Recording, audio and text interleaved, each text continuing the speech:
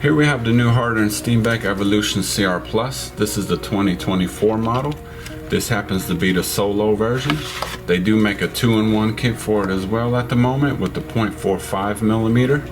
The solo comes in the 0.28 millimeter. Inside the box you will notice a little spray out card of the brush itself. I do believe they test every model before they leave the factory. And I'm just gonna break this brush down completely in case there's anything you need to service on it, you'll know how to take it apart. So the first thing I'll take off is the cup. There is a lid on top of there that just press fits on. You don't wanna make them too tight or too loose, just a little bit hand tight is all you need. I will unscrew the cup.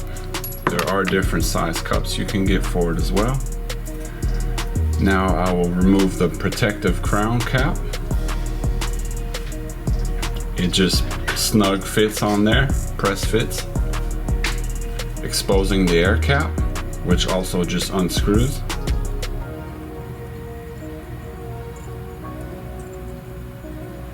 Exposing the nozzle, which usually just rests inside the air cap.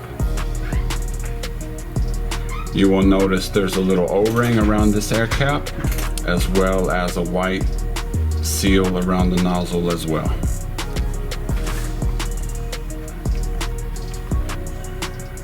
Now I'm going to remove the back handle. I will loosen the needle clamping nut and I will remove the needle. Now I can finish removing the clamping nut. The waist plate. This is usually in 3 pieces. Inside you will find the needle chuck as well as the needle spring.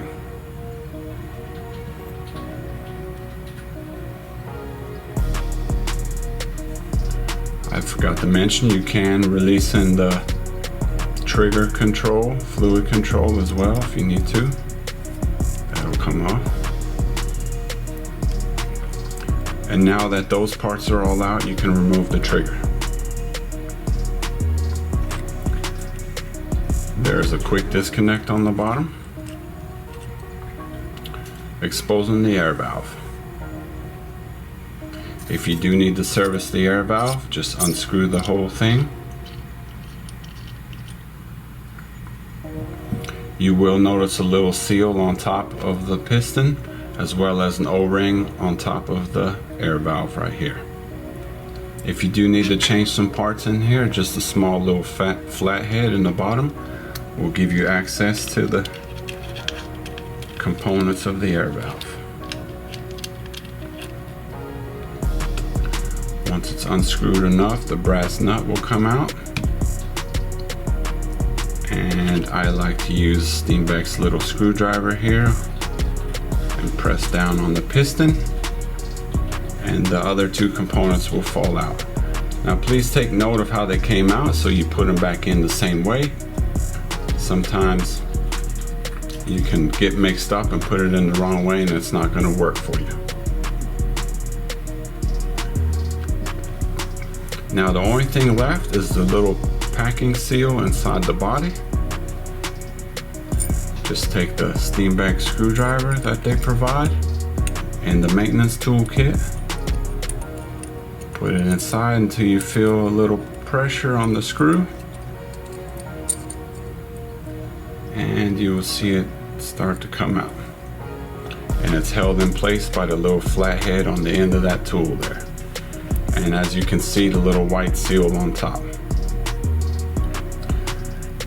And that's pretty much it for the breakdown.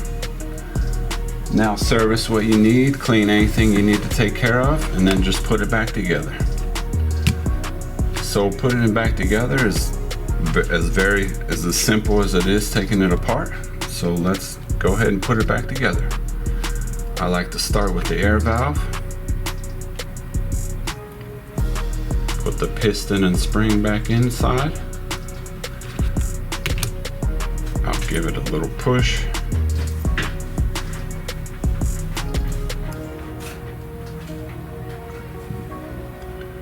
Take the brass nut, rest it in there. I turn it counterclockwise a little bit, you'll feel a little click, and then you can proceed with screwing it all the way until you feel it's starting to tighten. You don't need to over tighten it or put much force on it as well. Keep an eye on the little seal on top and just make sure that the piston is functioning by pushing it up and down and there's no resistance. I will install that back on the bottom of the body.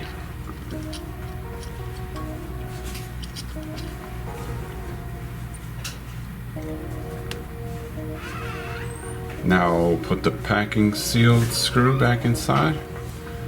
Make sure you rest it back on the flathead part of the screw before reinstalling it.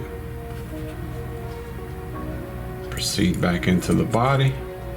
I also go counterclockwise a little bit till I feel a little click, and then start screwing it till you feel a little tension. You don't need to over tighten it or go too far, just enough to make it tight. If you want to make sure you've put it in correctly with just the right amount of tension, put the needle inside the body, put it in about halfway, and make sure you feel a little resistance. Not too hard, not too soft. Make sure it doesn't fall out and it's just holding it nice and tight, and that should be good enough.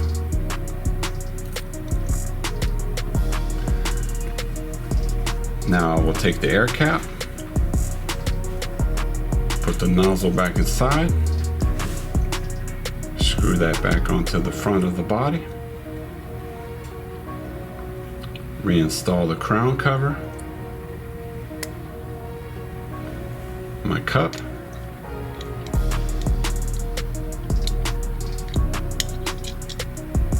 the lid,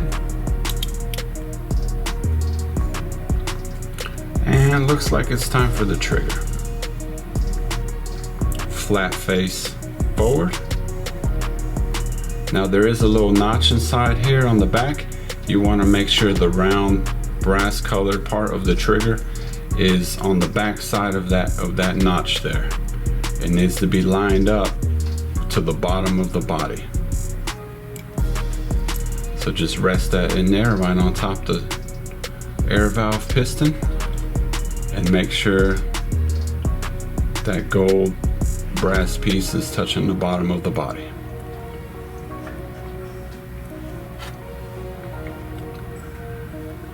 Now we'll take the needle chuck.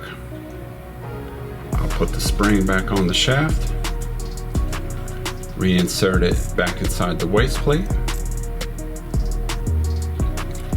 Now this is important, I want to mention to everyone with this newer models here. If you look very closely on the front of this needle chuck, there are two flat grooves on there. You want to make sure that they go right inside the square part of this trigger there. You want to make sure they rest in there and it catches it. This is where I think a lot of the problems come with the trigger. If that is loose, then you will get some inconsistencies pulling up and down and back on the trigger. So just line that up in there. Little counterclockwise turn till you feel it catch. Clockwise. And give it a feel and a push. Everything should feel smooth and nice.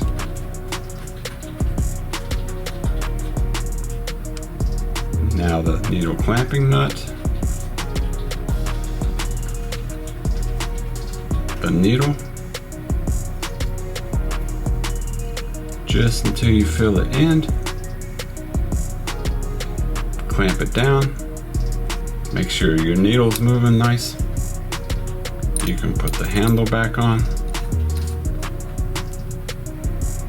And the quick disconnect.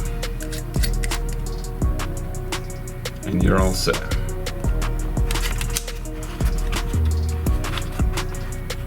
Get them here at spraygunner.com. Thanks for watching, everyone.